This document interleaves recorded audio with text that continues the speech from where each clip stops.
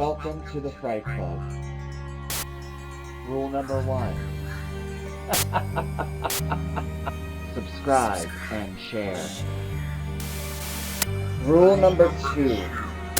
Submit your ideas.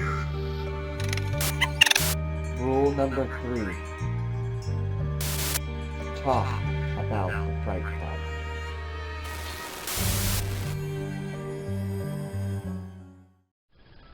Salutations, Fright Clubbers. So, after my many years of dating, I've come to realize that romance is dead. For my lore, I wanted to give you a little something special from the East, and hopefully to prove that you should never scorn a woman. So the first story I'm going to give you is Kiyohime. A young priest would travel on a pilgrimage. Every year he would stay at the same hotel. The priest was a very attractive young man, and he caught the eye of the hotel owner's daughter, Kiyohime. She was a bit of a bad girl, and the priest promised that if she cleaned up her act, then he would marry her. When she was of age, she reminded the priest of his promise. Embarrassed that she took him seriously, he lied and avoided the hotel on his pilgrimage. Talk about the OG friend zone. When she learned the truth about his deception, she chased him down the path to his temple, hoping to get the truth. Instead, he just lied again and pretended not to know her. Her sadness turned to rage, and she attacked the priest. He prayed for protection, and a holy light flashed and blinded and paralyzed her. Now, all that rage took its toll, and she turned into a fire-breathing serpent. Oh, gosh. Can you guys imagine if women turned into fire-breathing serpents today because they were all rage-induced?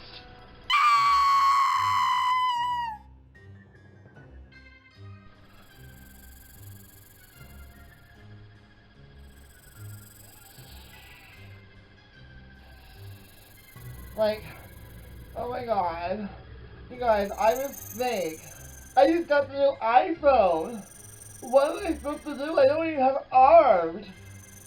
Johnny, this is all your fault. This is your fault, Johnny. And if I wasn't so angry, I wouldn't turn into a snake. I'm gonna breathe fire all over you. I mean, what am I supposed to eat? All I can do is unhinge my jaw and eat things whole. I mean, how attractive is that? Absolutely not. Oh, yeah, actually, I'm pretty positive that's happened a couple of times already. The priest ran for safety. Now, the temple priest saw the danger and hid his young priest in a bell so the serpent couldn't get to him. Now, the serpent found him and breathed fire and roasted the young priest alive. When she saw what she had done, she was so overcome with grief that she threw herself into the river and drowned. To this day, people claim the serpent comes out of the water and claims the lives of liars walking along the river's edge. Next up is a woman by the name of Uji no Hashihime. This is a story about a bitter woman whose husband left her for another woman. The scorned woman prayed for 7 days and asked to be turned into a demon. The gods told her to soak in the river for 21 days. She tied her hair up into 5 horns and stuck a burning torch into each one. Wow. I guess in today's standards, the only way to really look up this kind of information would be to go on the internet and see what happens. I really hate Kevin for doing what he did to me. So, I'm gonna make him pay. I'm gonna be turned into a demon. Ah! Found it. Step 1. Draw a unibrow. Fine. Step 2. Cut off left ear.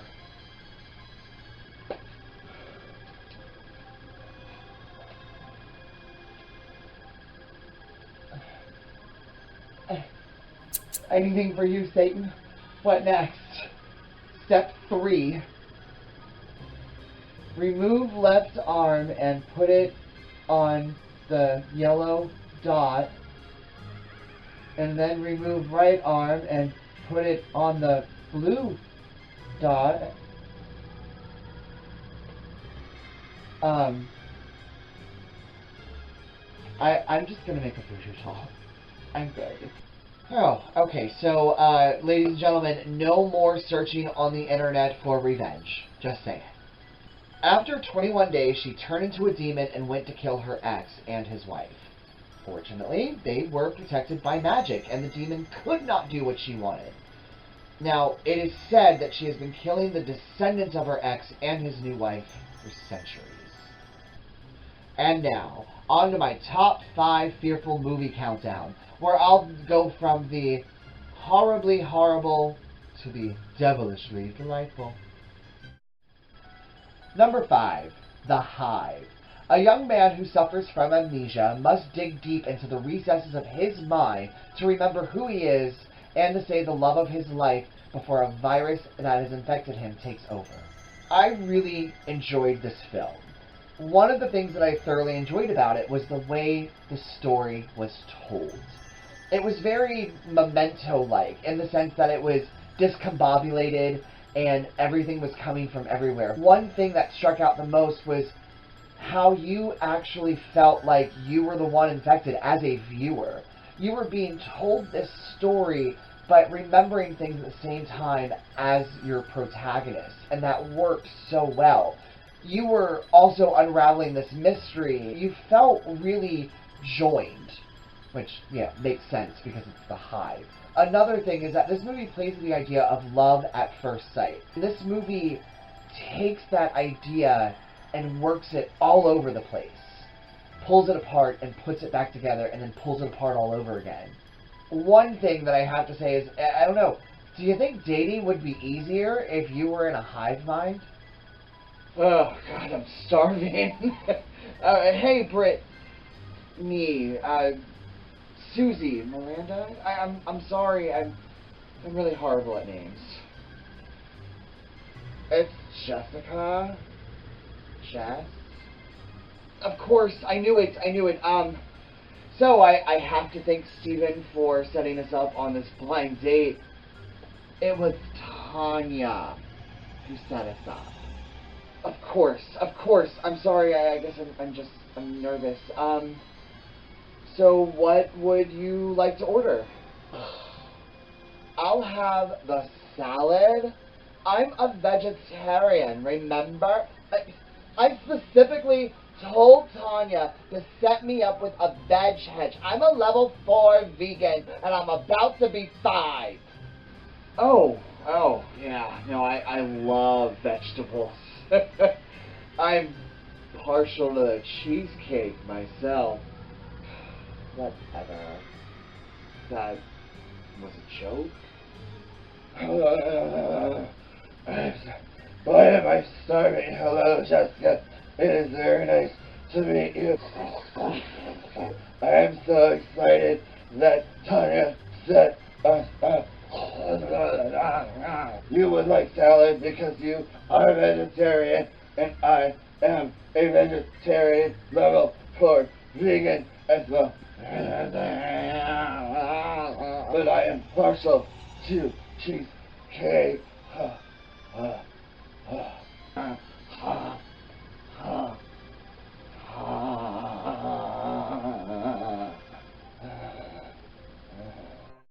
Number 4, Deadgirl.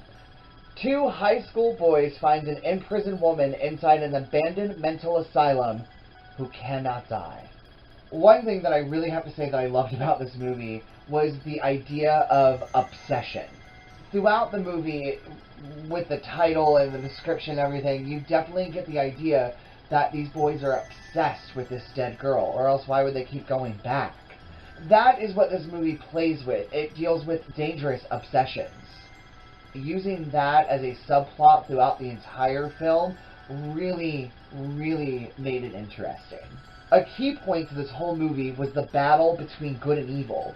But what I loved about this movie was that you never really knew who was good, who was evil. So that line that was drawn between anyone was really blurry. And just when you think you've got it figured out, it's taken away. This movie plays with basic human desire like a yo-yo. Little things that I personally never thought that I would even have to think about when I was in high school brings me back to it. Not only coming up into your teenage years and dealing with all of your urges, but everything in general. Something that made me really pay attention to what was going on within this film was the twisted notion of what your basic human desire can turn into. Number 3, Fade to Black. A shy, lonely film buff embarks on a killing spree against those who browbeat and betray him, all the while stalking his idol, a Marilyn Monroe lookalike. One of the things I loved about this film itself was almost like how it was a Shakespearean tragedy. There are so many things that happen in the antagonist's life that you think to yourself, this is the reason why he broke. Adding that element into it of you actually feeling for the character, almost like it's Frankenstein's monster, really added such tenderness to this film that I thoroughly enjoyed. One of the things I was not a huge fan of itself was all of the montages. There are so many of them. There were more montages than Rocky. Rocky 2. Rocky 3. Rocky 4. There were so many Wait, what's happening? No, no, no, no, don't you do it! No.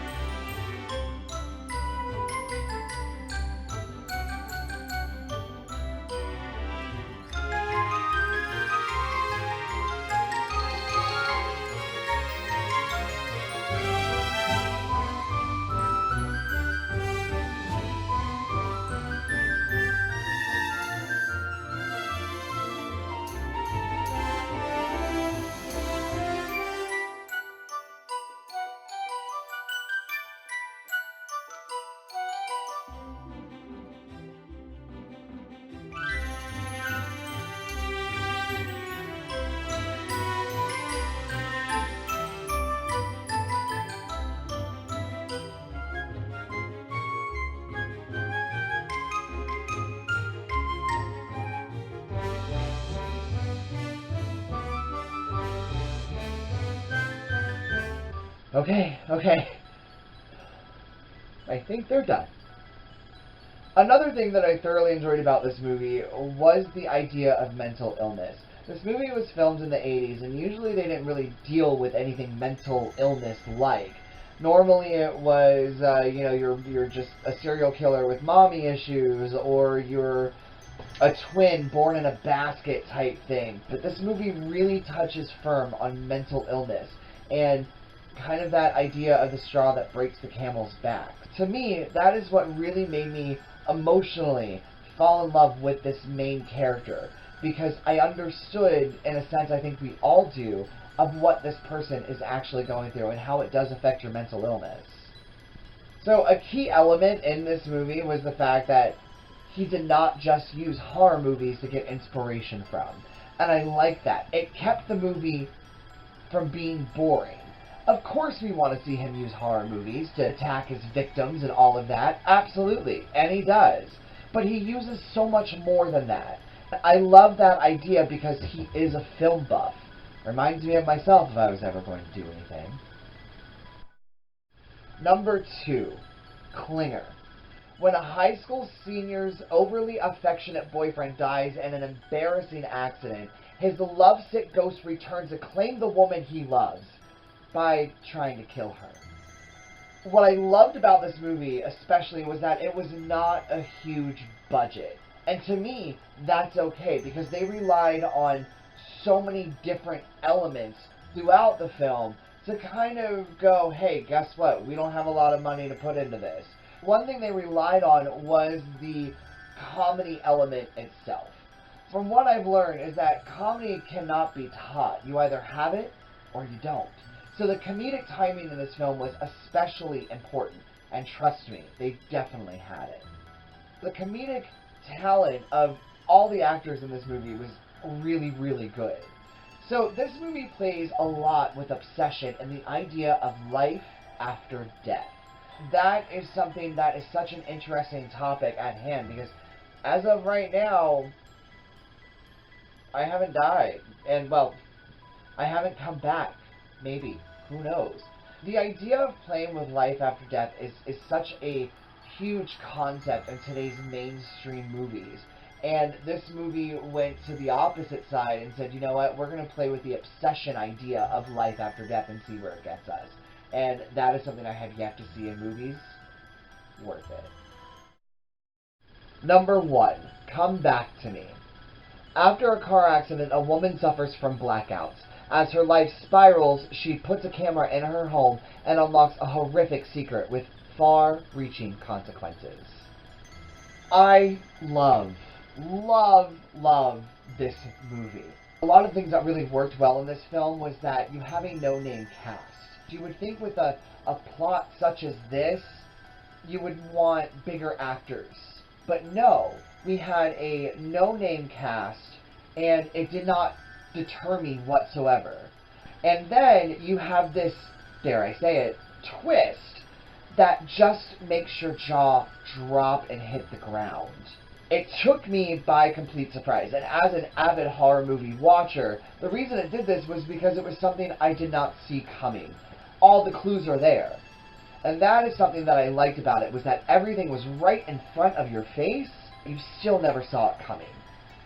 I don't want to get too much into it, because I really want you guys to go out there and see for yourself, and then comment on it and tell me what you think. You know, the thing about this is that I don't think I'd ever want a camera in my bedroom or in my home, because, I don't know, I might find something very surprising about myself.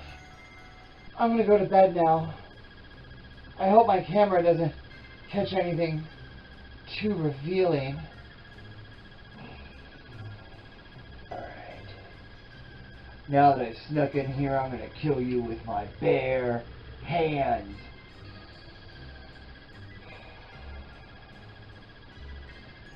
Oh, little baby took your thumb. Oh, little baby took your... Yeah, I'm still going to kill you. Oh, Mr. Wizard. I've always wanted to get the ruby red slippers. Oh, look at that. She's, she's dreaming about the Wizard of Oz. How cute is that? Jerry, I know what you did when you were 12 years old and you pushed the old man down the stairs and now you're trying to kill me. You think I really don't know these things? No, of course I do. What, are you crazy? Wait, what? How could she know anything about that?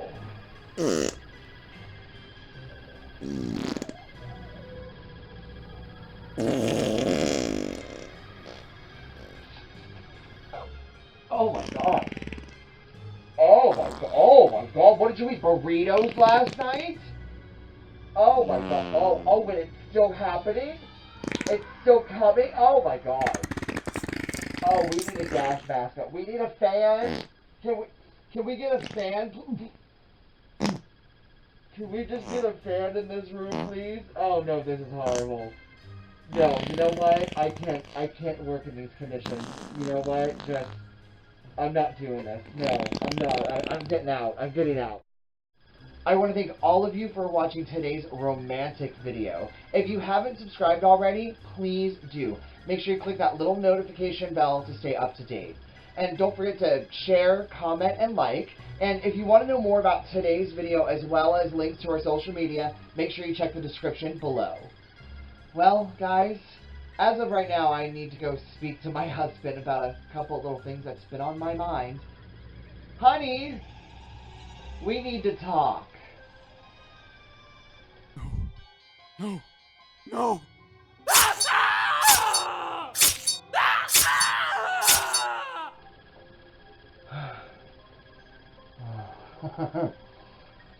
Sorry you guys had to hear all of that. Now I have to go clean up because, well, breakups are extremely messy.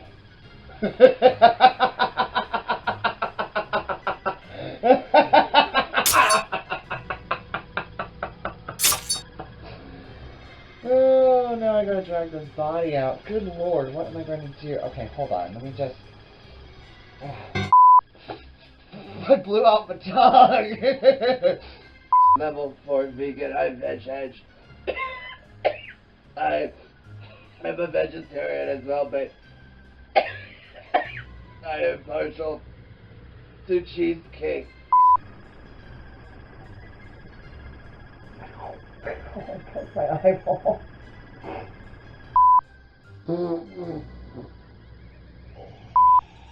Whistle, she'll be coming around the mountain 4 times while spinning around in a circle counterclockwise twice, and then clockwise 3 times, and end with Mary Had a Little Lamb once, only backwards.